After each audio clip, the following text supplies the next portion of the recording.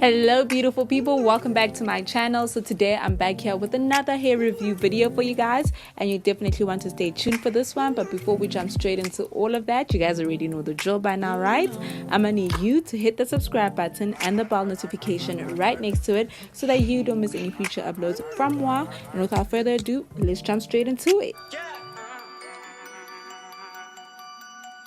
Shorty bad, slim, big. She might drug, she might fix. And I'm all up in her mix. She be mixing with the rich. She the plug, she finesse. She the one they call the gauche.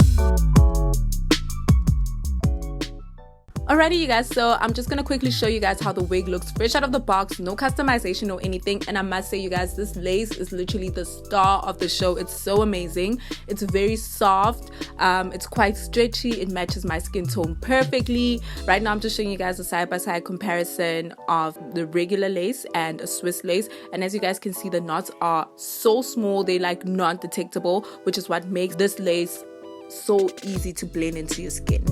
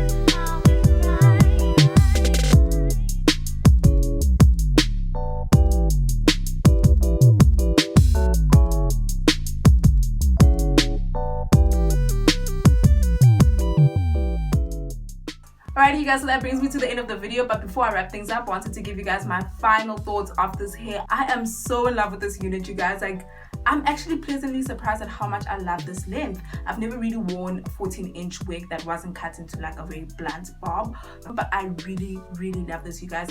The wig construction is amazing, but I mean, we expect nothing less from Superbwigs at this point, you know what I'm saying? They never disappoint with the wig construction. And you guys know me by now, okay? I don't really like to put in like a whole lot of effort to get my wig to look natural, and that's what this wig is. Like, it's so easy. You can literally just throw it on and go about your day, and like you won't see a lace, guys. Like, the lace is really non-detectable. Like, bitch, what lace?